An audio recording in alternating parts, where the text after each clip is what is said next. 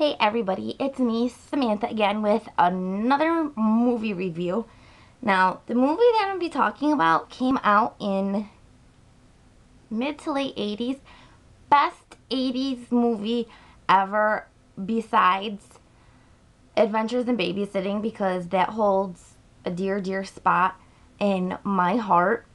Because I used to watch Adventures in Babysitting with my beautifully amazing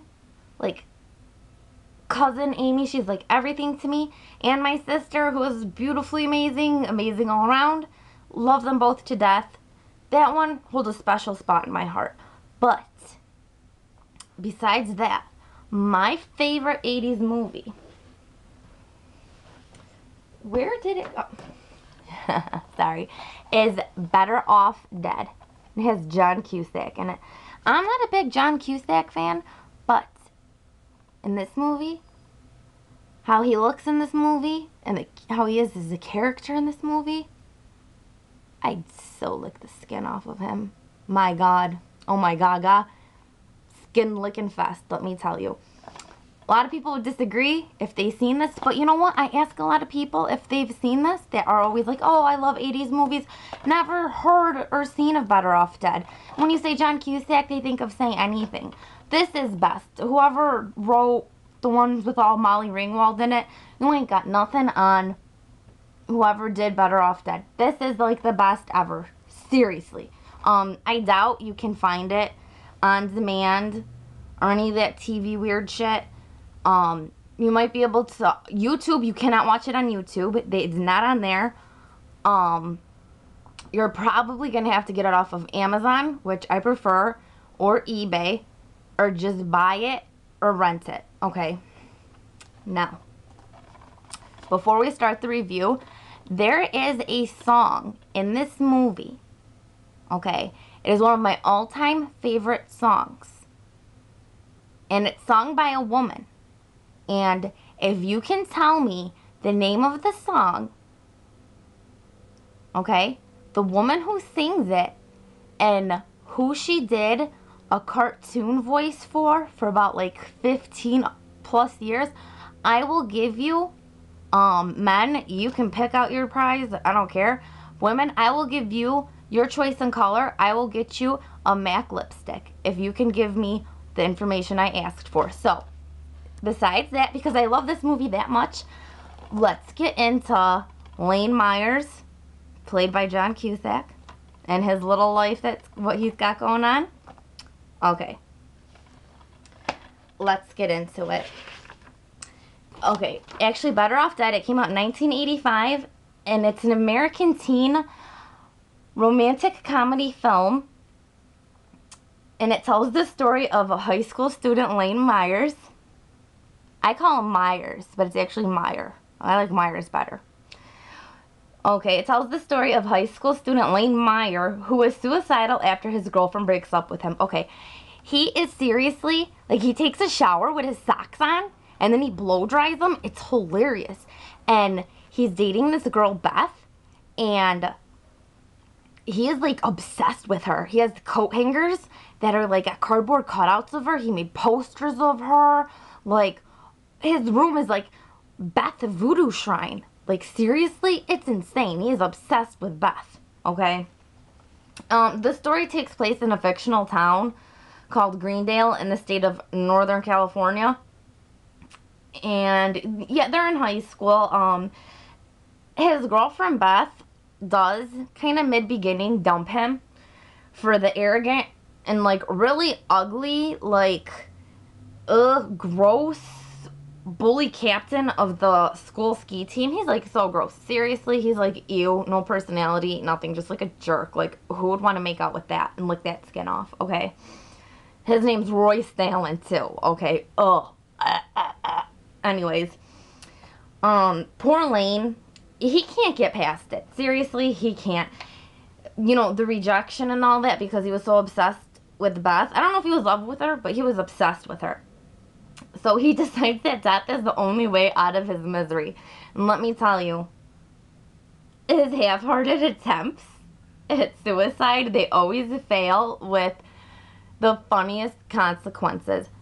Oh my god, like, he, like, tries to jump off a bridge, and he lands in a dump truck. And I'm not gonna say the funny thing that the, one man says, and you all need to see that in the movie. He tries to hang himself, and he's like, this ain't worth it. And his mom's vacuuming, and before he can, like, walk back up the stairs, because he's using the stair, you know, to hang himself, his mom bumps the door with the vacuum and sends him flying. I mean, he does so many, like, the garage scene where he drives the car through the garage because he's trying to carbon monoxide himself, and he's smoking a cigarette with a teddy bear hanging off of it, like one of them little generic ones that he had bought for Beth for Christmas. And the mom is so weird. It's, like, hilarious how she, like, cooks food. It, like, crawls off the plate, and she, like, boils bacon, and his little brother reads, like, pornography. It is just hilarious. Okay. Oh yeah, and here it says Lane's family is sort of odd. His mother, Jenny, she's a deranged Stepford wife and perhaps the world's worst cook. His genius little brother, Badger, never speaks, but can build lasers and attract trashy women. He has a little brother's reading a book on how to attract trashy women in the movie. It's funny. And as the father, Al, is convinced that Lane is on drugs, like, hardcore. And Lane's best friend, Charles D. Lamar, who was played by Curtis Armstrong, attempts to inhale everyday substances. This guy, he is so funny in this movie. Oh my gaga. I'd lick his skin off too, just because of how funny he is, and he seems like a fun person to be friends with.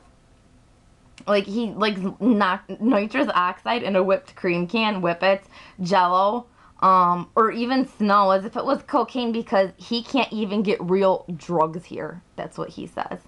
The film also introduces two, where's, I guess that didn't print. Okay. But, basically, that's Lane's life. He's trying to kill himself. But the next door neighbors, they're, like, fucking insane. This lady, and she has this son, Ricky, who's, like, so, like, one of them, like, nerds that if he would have had video games, like World of Warcraft and Dungeons and Dragons, he'd be playing them in his mama's basement all day long, and he has ugly glasses. Okay, well, they live next door, and, like, Lane does not want to be that dude's friend. Like, he's like, ew, no, I don't want nothing to do with this. But they get a foreign exchange student, and I can't remember her name. Oh, it started with an M. Monique. That is her name. And she's so pretty. So pretty. And, okay, throughout the movie, because she's, like, thinking of this family, like Ricky, the nerd, and his mom, like, what the hell is wrong with these people? So, she's from France, so she fakes like she can't speak English. And, there's a prom scene, and Lane's still trying to get over Beth, and just the hilarity in this movie, it's just amazing. And after one scene with, it's a nighttime scene, it's kind of creepy, because the paperboy wants his $2. There's, like, a bunch of them on a bike, and they chase Lane home. Then he figures out that Monique can actually speak English, and they become friends. Now, Lane, when he was dating Beth, had bought, like, a 1960-something black Camaro that needed to be worked on. And his dad is, like, harassing him. He's like, you know, you got this junk hunk metal sitting on my lawn that you bought because you thought your girlfriend Beth would like it, and that she said it was tasty. Well, in the movie, this isn't really a spoiler because he becomes such good friends with Monique, and she speaks English and whatnot. She helps him redo this car. It looks amazing. Her character alone is amazing. What else do we want to say without spoiling it? It is the funniest, cutest, romantic 80s movie ever. And the only reason Beth dates that